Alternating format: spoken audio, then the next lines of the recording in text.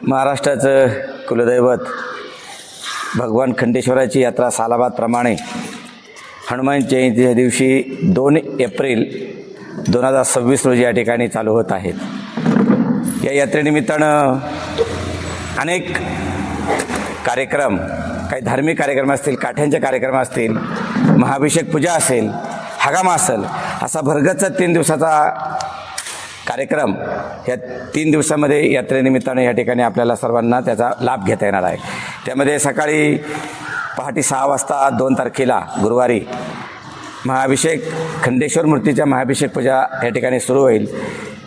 ती आमच्या गावातील दानशूर व्यक्तिमत्व महेश पंढरीनाथ हसे, त्याचबरोबर प्रसाद भाऊसाहेब हसे, विशाल अशोक हसे, योगेश बाळचंद हसे त्यांच्या सौभाग्यवती यांच्या शुभ हस्ते या ठिकाणी संपन्न होईल।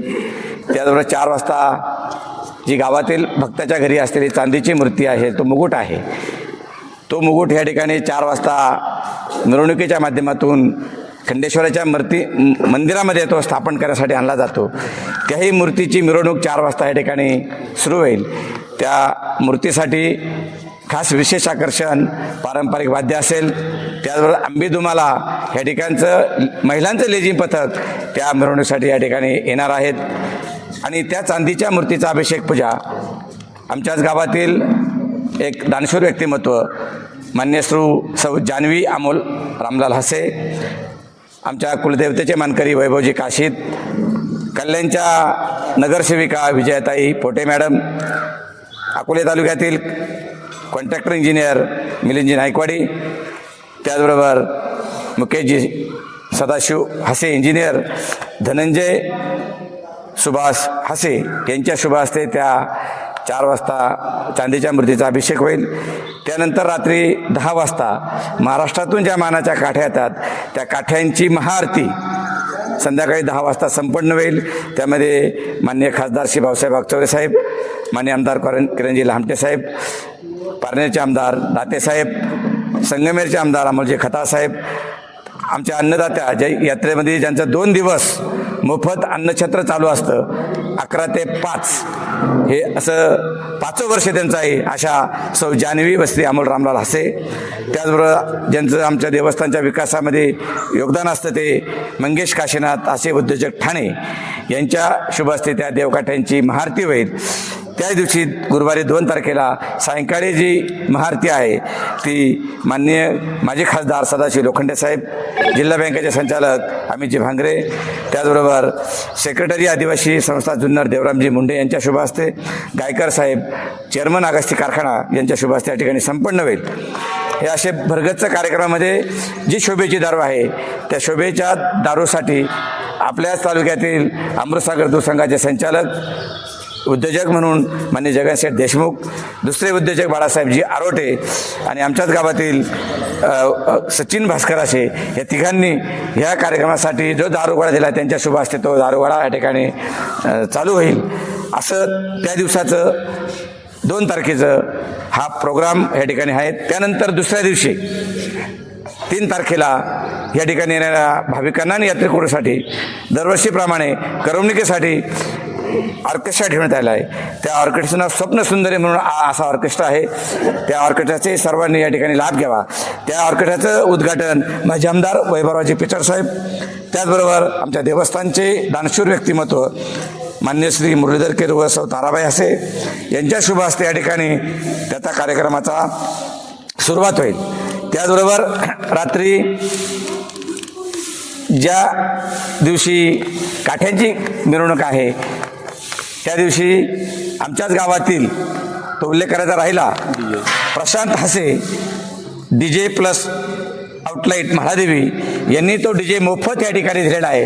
तो उल्लेख मगाच्या माझ्या बाईटमध्ये राहून गेला, परंतु त्यांच्यातर्फे सुद्धा तो DJ या ठिकाणी त्या काठ्यांसाठी दिलेला आहे। पारंपरिक वाद्य आहे, ढोलीबाजी आहे, घोड्यांचं अश्वनृत्य आहे, असं भरगच्च कार्यक्रम 3 तारखेला पालखी आणि काठ्यांच्या कार्यक्रमासाठी या ठिकाणी होणार आहे। त्याचबरोबर 3ऱ्या दिवशी 4 तारखेला भव्य असा जंगी हगामा या ठिकाणी संपन्न होणार आहेत। यावर्षी विशेष करून हगाम्याचं स्वरूप फार मोठं आम्ही या ठिकाणी केलेलं आहे की त्या हगाम्यासाठी गावातील ग्रामस्थ असतील, विश्वस्त असतील, यांनी त्या हंगामासाठी फार मोठं योगदान दिलेलं आहे. त्यामध्ये आमचे सुनील मुंडे असतील की त्यांनी अंतिम कुस्तीसाठी 21,000 असतील. देवस्थानची जी कुस्ती आहे ती 15,000ची आहेत.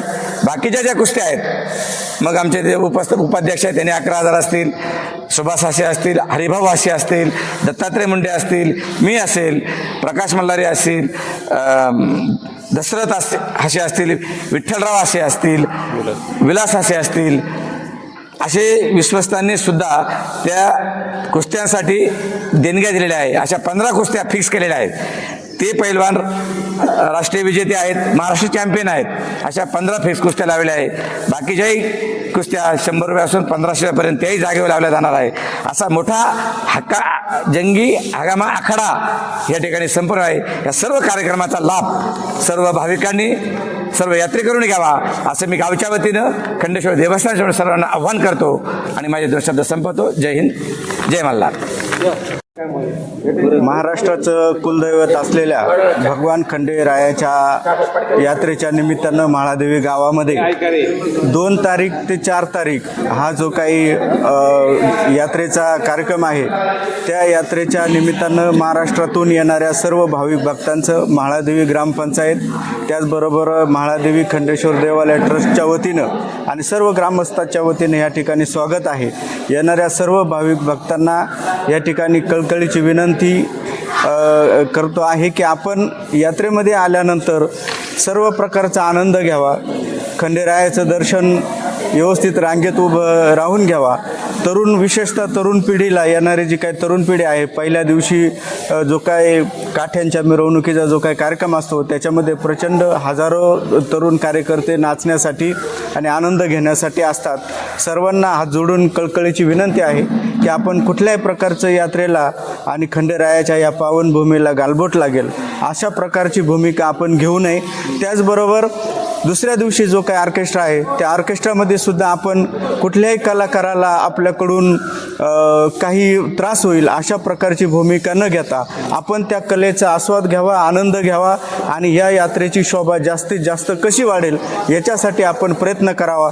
हीच खरी खंडेरायाच्या चरणी आम्हा सर्व ग्रामस्थांच्या वतीनं, आपल्या सर्वांच्या वतीनं या ठिकाणी प्रार्थना करतो. आणि या खंडेश्वर देवालय ट्रस्टचे अध्यक्ष, उपाध्यक्ष, सर्व संचालक, विशेषतः आमचे मामा, ग्रामपंचायतचे सर्व सदस्य असतील, दूध डेअरीचे संचालक असतील, तंटामुक्ती असेल किंवा ग्राम सुरक्षा दल असेल, या सर्व कार्यकर्त्यांच्या वतीनं इथं चोख व्यवस्था केलेली आहे.